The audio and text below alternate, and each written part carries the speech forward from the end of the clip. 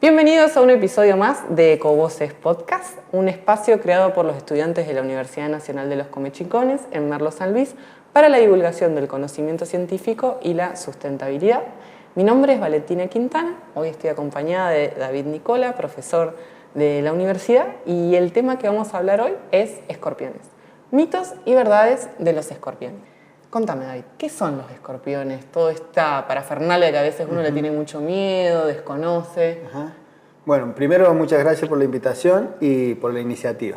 Bien, te paso a contar un poquito primero acerca de las características de los escorpiones, porque existe mucho miedo, desinformación acerca de estos animalitos tiernos para mí, ¿no? Sí. Pero bueno, primero, hace tiempo que están asociados a la humanidad, desde hace mucho, por sus características de cómo cazan, de su morfología. Entonces eso le ha llevado a que la humanidad le haya, en cierto modo, tomado ciertas características de respeto, de adoración. Son bastante extravagantes la morfología. Sí, y se conserva.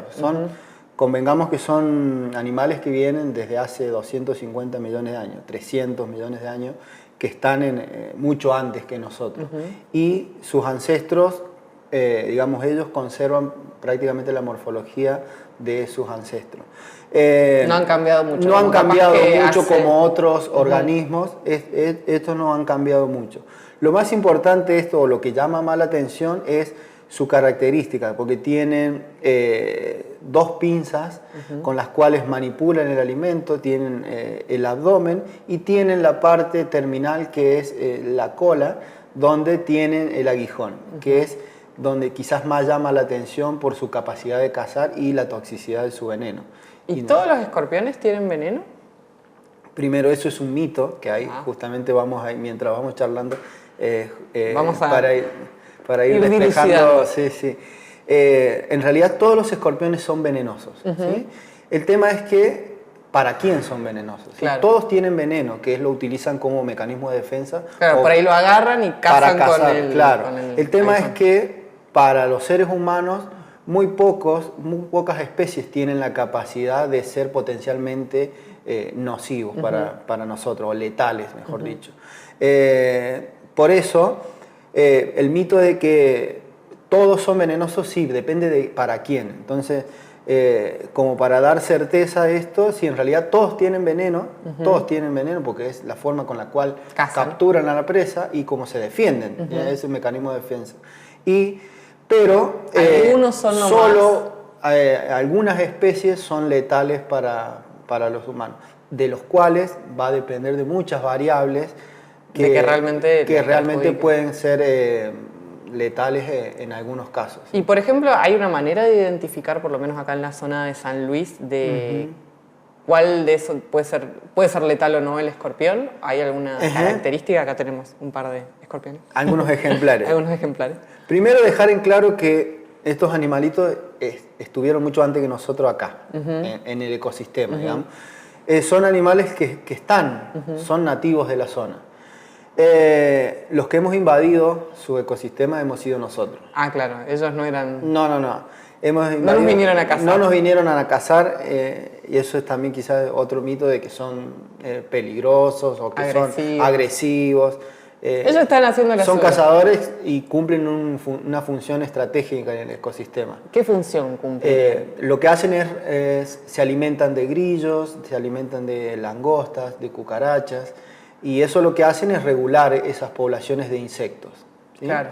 Entonces tienen una función ecológica, digamos, dentro del ecosistema. O sea, para algo están, ¿no? La naturaleza no los dejó así por nada. Si bien a nosotros nos causa cierto rechazo o miedo verlos, están y no todos son peligrosos, sino en porcentajes, por ejemplo, el 100% de los escorpiones, ¿qué porcentaje es peligroso para el ser humano y qué porcentaje puede llegar a ser letal? Bien, en Argentina tenemos muchas especies de escorpiones, pero te digo alrededor de 60 especies de escorpiones distribuidas a lo largo de toda la Argentina. De esas especies, solo 4 en Argentina, solo 4 tienen la potencialidad de ser letales. Sin embargo, hay pocos registros o casos, o la casuística que se le llama, de accidentes ocasionados con estas especies. Solo 2 especies, que es Titius cariloi, que es el que tenemos acá, y Titius confluens, son los más peligrosos y los con los cuales hay más casos, se han dado más casos acá en Argentina. Y vos recién me comentaste que no es como peligroso para todos los seres humanos, sino para como un grupo de riesgo que puede ser. Claro. Primero eso, decir cuáles son esas especies. La especie Titius es la única acá en... De las 60 que hay, 2... Claro, en realidad hay 4 especies tenemos que pertenecen al mismo género, que es Titius. Pero dentro de ese género tenemos, la mayoría de los casos son esas 2 que te mencionaban, Cariloi y Confluens. Acá en San Luis hemos tenido registro de escorpiones, pero no existía un registro formal en la provincia. A raíz de varias consultas o a raíz de varios casuísticas que se han dado acá en la provincia, accidentes relacionados con escorpiones, hemos detectado que existe la presencia en la zona norte de la especie Titius, que hace 20 años no estaba acá, porque tiene hábitos asociados a la actividad humana. Sí, entonces nos vacían. Son sinantrópicos, claro, viven prácticamente, porque su población original se encuentra en Chaco, en la zona chaqueña, pero de ahí se ha ido distribuyendo por el mismo metabolismo urbano, que es el ingreso y egreso, se ha ido desplazando a una velocidad impresionante. Como nosotros. Como nosotros, y ha llegado hasta esta zona, que hace, como te digo, 20 años atrás no estaba, no teníamos registro. Pero bueno, a partir de ahora... Porque algo que me olvidé fue de presentarte. Él es docente de la Universidad Nacional de los Comechingones, profesor de biología, y está también en un proyecto de investigación de escorpiones, donde también se hace, y mucha de esta información que antes no se tenía fue gracias también a estos proyectos que se pueden hacer esos relevamientos y tener la información, que no solamente es información por información, sino, bueno, en este caso es un caso de salud pública y de conocimiento, porque también esto, yo por lo menos no sabía que de los 60, 4 son las especies que realmente pueden perjudicar al ser humano, y como me decías, no a cualquier persona, sino como dentro de un grupo de riesgo que realmente puede llegar a ser letal, que serían, por ejemplo. Bueno, bien, ahí los grupos de riesgo son los menores de 5 o 6 años y las personas mayores de 60 años y todos aquellos que tienen alguna enfermedad de base. Claro, capaz que yo estoy bien, saludable y me pica a mí un escorpión y... no. Depende cuál. Depende cuál. Depende cuál. Que ahí vamos a un poco el detalle. De cómo identificarlo. De cómo identificarlo, porque como decíamos, escorpiones hay. Prácticamente en toda la Argentina tenemos, y prácticamente en todo el mundo, a excepción de los polos. Escorpiones hay. El tema es de saber cuál es el que potencialmente perjudicial para el ser humano. Como te decía, escorpiones vas a encontrar. El tema es que cuáles son peligrosos, los peligrosos que pertenecen a ese género que es Titius. Esos peligrosos uno los puede reconocer por las pinzas alargadas. Tienen las pinzas bien alargadas. Hacemos un pequeño ahí. Tienen las pinzas bien alargadas. Tienen una tonalidad más clarita. ¿Sí? Una tonalidad más clarita. Y tienen en el último segmento del abdomen, donde tiene el aguijón, una segunda apéndice. ¿Sí? Es como si fuera dos aguijones. Dos aguijones. ¿Y las pinzas son finitas? Son finitas y largas. Y tienen una tonalidad más amarilla. Clarita. Si bien que no es letal, ¿sí? Que parece más letal que parece, te cuento. Genera quizás más rechazo o repulsión por verlo grande, por el tamaño, por ser bien robusto. Sin embargo, es nativo de acá. Y tiene las pinzas y tiene las pinzas bien robustas. En la naturaleza se lo encuentra más oscuro, nada más que ahora sí está por la conservación. Pero se lo puede ver y no tiene ese doble aguijón en la parte terminal. De esa forma son reconocerlos a vista, a simple vista. De todos modos, es raro cuando ocurre un accidente, a veces es difícil identificar cuál es el que te picó. Claro, y por ejemplo, ¿qué pasa si me pica un accidente a mi hijo? ¿Cómo es el procedimiento, para bueno, asegurarme de que esté todo bien? Primero, cuando ocurre algún accidente con alguno de estos ejemplares, tiene que ver un poco cómo es la sintomatología, es decir, cómo responde el organismo. Capaz que no lo veo al bichito, no lo puedo identificar, claro, pero... porque el accidente, cuando ocurre el accidente, uno lo que menos busca es... ¿Dónde está el escorpión? ¿De qué colores son las pinzas? Claro, no buscas. Lo primero es...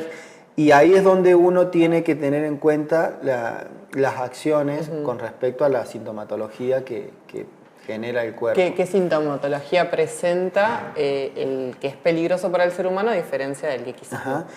Si te pica, primero, el accidente, si te pica uno que es venenoso...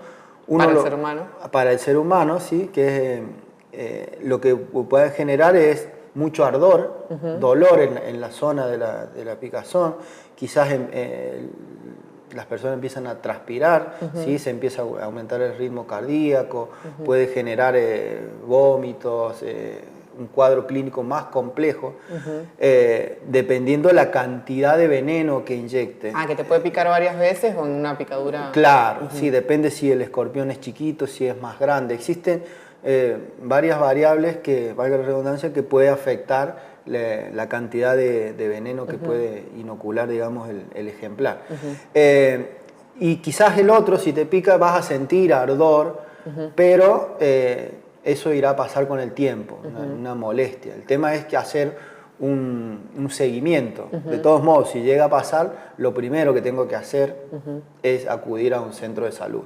Independientemente si siento ardor o no siento ardor, si puedo ver o identifiqué que me picó, tuve un accidente con esto, es acudir a un centro de salud y dejar que las personas que están capacitadas para ver la evolución de las personas. ¿Y en cuánto tiempo empiezo a desarrollar los síntomas una vez que... Por eso eso va a depender de la cantidad de veneno. Y la persona estos titius tienen un veneno neurotóxico, ¿sí? Afecta el sistema nervioso central. No puedo chupar, cortar la herida. No, esos son mitos que hay que... Otros más. Arraigados, culturales, ¿sí? De que si corto la herida o la zona, o si succiono en la zona, saco el veneno. No, porque es instantáneo, digamos. Inoculó y se distribuyó por el sistema sanguíneo. Entonces... Esos son mitos, viste, que están arraigados en Indiana Jones, la cultura general. Es como el típico escorpión o alacrán, viste, porque están como que son cosas distintas, son animales distintos. Son lo mismo. Son lo mismo, es nada más que el término, dependiendo de la cultura, y nosotros en Argentina que tenemos una diversidad... Cultura muy mixta. ¿Sí? Nos hemos quedado con que son... animales distintos. ¿Y qué significa que sea neurotóxico el veneno? Que afectan el sistema nervioso central, ¿sí? Entonces afectan las conexiones, las células nerviosas. Entonces, al inocular ese veneno, a nivel celular afecta digamos, los canales de conexión, ¿sí? Y eso, dependiendo de la cantidad de veneno que inocule, puede generar un cuadro clínico más complejo y sistémico y provocar hasta la muerte, digamos. Claro, porque para la presa ellos buscan esa paralización. Claro, entonces... y de todos modos esos, de manera natural, cuando cazan, regulan, porque eso le genera un gasto energético al animal, inocular veneno y producirlo a su vez, porque ahí en el último segmento es donde tienen la glándula de veneno. Claro. Entonces, eso les requiere un gasto de energía. Y si a nosotros nos pica, lo hace como mecanismo de defensa porque no le queda otra. No es porque nos fue a buscar o quiso cazarnos a nosotros. ¿Y generalmente cómo se producen los accidentes? Como para tener un par de medidas ahí preventivas. Los accidentes generalmente, en la gran mayoría te podría decir, es por la manipulación, querer manipularlo, o por estar en contacto con el animal de manera casual. Por ejemplo, estos animales, los que son venenosos, los titius, como te decía, que tiene esa potencialidad, lo vamos a encontrar siempre asociado en las viviendas. ¿Y dónde está? El animal se va a refugiar, en esta época está refugiado. Siempre va a buscar las zonas de humedad, se va a meter entre medio de la ropa, en las zapatillas, se va a meter en la cloaca. ¿Por qué en la cloaca? Porque es donde tiene alimento, donde están las cucarachas, claro. Entonces va a buscar esa zona, va a buscar refugio. Y si nosotros, por ejemplo, dejamos una zapatilla afuera o la ropa tirada en el piso y luego nos queremos poner la campera o nos ponemos la zapatilla sin mirar, vamos a apretarlo al animal y el animal como se va a defender. Así que sacudir bien, fijarte que no haya nada en la zapatilla, sobre todo esto que me decís que también es por épocas donde, por ejemplo, en invierno está más resguardadito y después ahora en la primavera empieza como... Claro, en esta época es donde tienen mayor actividad, es donde empieza la época reproductiva, donde empieza el calor y es donde empiezan a estar más activos. Por eso a partir de primavera, verano... Que es donde también se ocurren los accidentes. Donde ocurren la mayoría de los accidentes en esa época, ¿sí? Entonces hay que tener cuidado con eso. Y las medidas que tenemos que tener en cuenta, más cuando vivimos en zonas urbanas, semiurbanas o rurales, es justamente revisar los elementos una vez que nos ponemos ya sea una zapatilla, tratar de evitar dejar ropa afuera. En la casa, cuando saben aparecer, vienen unas mallas en la salida de los respiraderos que impiden que los animales salgan de abajo. Por ahí en los desagües. Claro.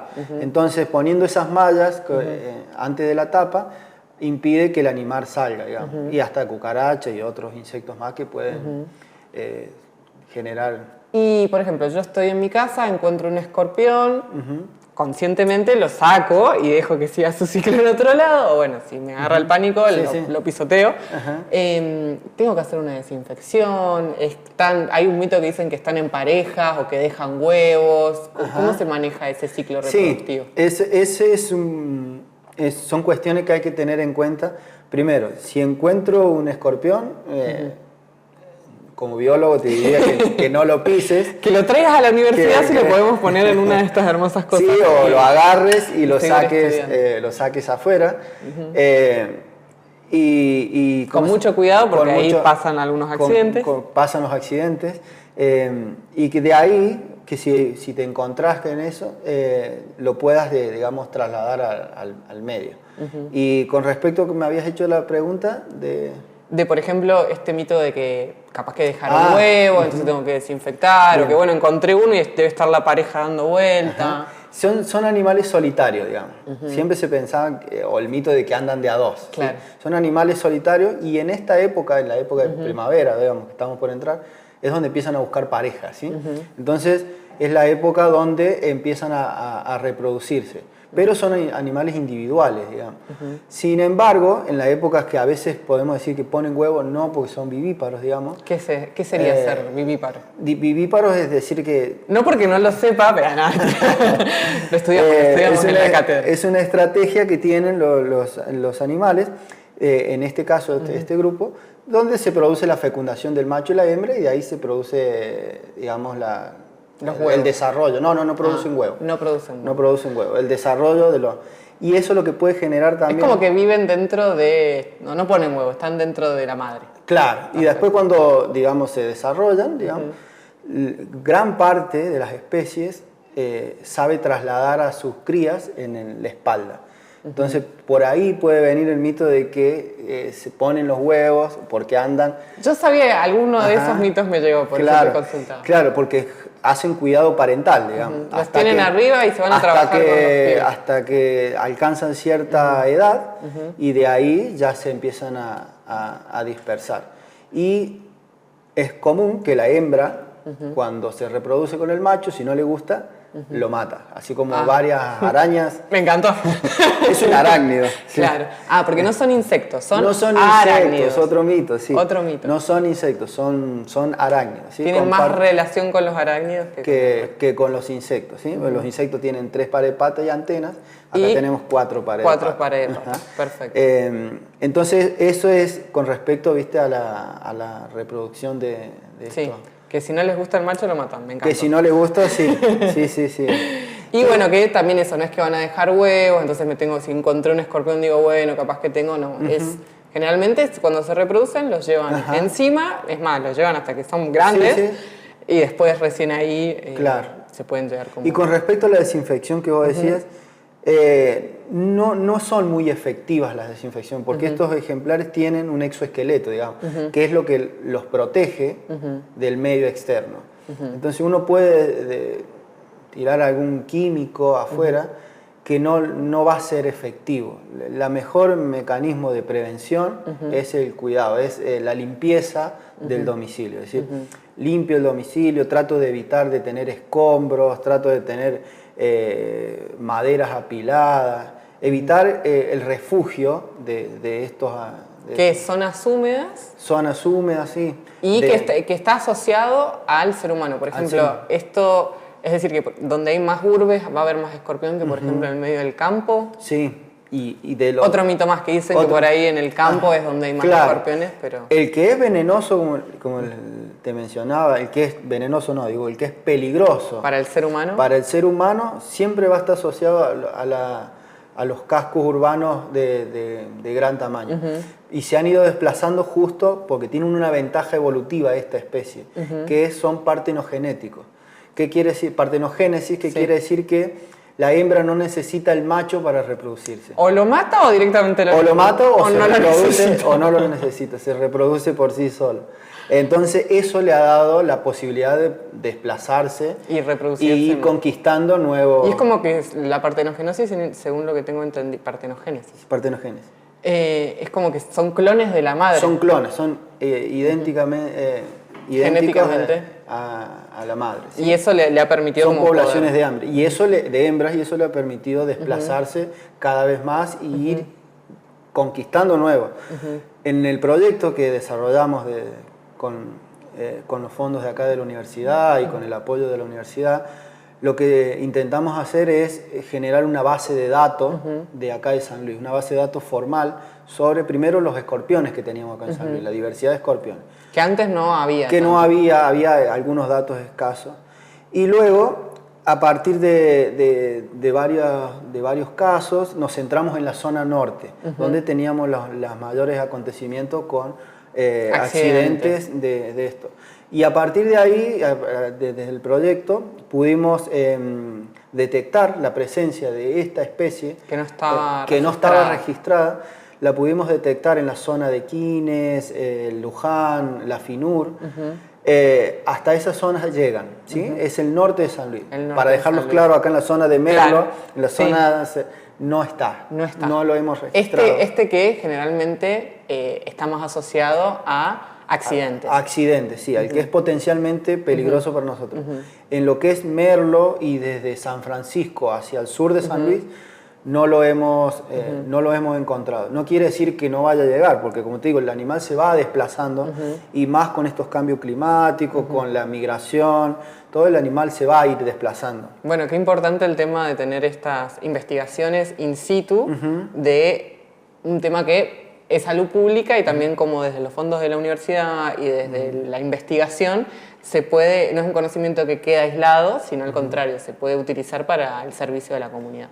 ¿Querés contarme un poco más de este proyecto? Sí, y justamente aclarar que este proyecto, a partir de la universidad acá, de los Comechingones, hemos hecho como una especie de sinergia con el área de epidemiología de salud de la provincia y con la Universidad Nacional de San Luis también. Estamos trabajando en conjunto justamente para crear una base de la escorpionfauna de San Luis, crear un centro un nodo, digamos, de recolección de información, de duda, de consulta, todo lo que se genere en la zona norte. Si aparecen algunos otros a dónde espécimes. Acudir, sí. Y, por ejemplo, cuando se te pica un escorpión, ¿te dan un antídoto?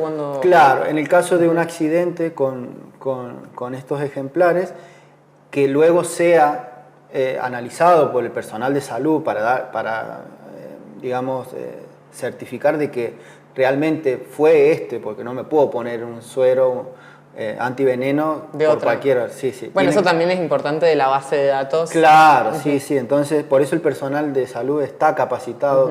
Prácticamente todos los centros de salud tienen antisuero y cómo responder, digamos, ante un accidente, esos sueros se producen, digamos, están distribuidos, tienen una fecha de vencimiento, bueno, y son aplicados por el personal de salud. Y con el proyecto de investigación lo que hacen es tener como un registro. Tener un registro, nosotros hacemos un registro de la casuística, de los casos que se han generado. Esto, cómo son los comportamientos, medidas preventivas, que bueno, quizás el veneno no le hace tanto, sino más como una limpieza o la rejillita del baño. Sí, sí. Impresionante. Sí, lo más importante es justamente tratar de evitar. Nos tenemos que acostumbrar porque el animal está. Y tiene una función en el ecosistema, que después vimos este verano pasado con toda esa crecida de mosquitos. Claro, o sea, y de grillos. Y de grillos, es cuando uno retira quizás o mata, eso tenía un rol. Yo saco ese eslabón y va a perjudicar a otros que quizás en ese momento no me doy cuenta, pero después sí. Entonces también es volverlo al lugar donde, donde corresponde. Por eso te digo, depende de muchas variables. El año pasado fue un año con temperaturas muy elevadas, donde hubo una superpoblación de grillos, que es la comida, digamos, la presa de estos animales, y aumenta la población. Tengo mucho más comida, aumenta la población de predadores, digamos. Entonces quizás salen y se puede ver más cantidad. Y quizás zona o que dice que hay invasión, como de cualquier otro animal. Y si, por ejemplo, yo estoy en mi casa, encuentro un escorpión o quiero acercarme para colaborar un poco en este proyecto de investigación, ¿puedo acercarme a la universidad? Sí, esa es la idea con el proyecto, es decir, que si en las casas se encuentran algunos ejemplares y no tienen miedo y no los matan, los capturan, acercarlos acá a la universidad para que primero que lo podamos identificar, después despejarle algunas dudas, porque la mayoría del miedo es si es venenoso o no. Claro, entonces, también alguna foto, pueden mandarla a Ecovoces-podcast en el Instagram. Y bueno, y de ahí la idea es de darles una respuesta y dejarlos tranquilos. O si tienen algún caso donde tengan muchos escorpiones, lo que sea, siempre la universidad está abierta para transmitir y comunicar todo este conocimiento y dar ese servicio también a la comunidad. Sí, sí, sí. Bueno, muchas gracias por toda esta hermosa información. No sé si querés dejar algún mensaje a nuestra audiencia. Bien, bueno, primero muchas gracias por la invitación. Y con respecto a estos animalitos, la idea es justamente informar y que se le pierda un poco el miedo, no el respeto, ¿no? Pero sí el miedo, pues son animales que están en la naturaleza y vamos a convivir. Así que solo dejarles un poquito de información acerca de estos ejemplares. Bueno, muchas gracias por escucharnos y aprovecho para agradecer a todo el equipo que está detrás de este podcast. En este momento soy la cara visible, pero hay todo un equipo detrás. Mauri ahí detrás de la cámara y todos los chicos que nos ayudan en redacción e investigación y hacen esto posible. Si tenés algo que te interesaría hablar o que hablemos nosotros, puedes escribirnos a ecovoces-podcast en Instagram y siempre, bueno, estamos abiertos a nuevas propuestas. Así que, bueno, muchas gracias y nos vemos próximamente en un próximo episodio.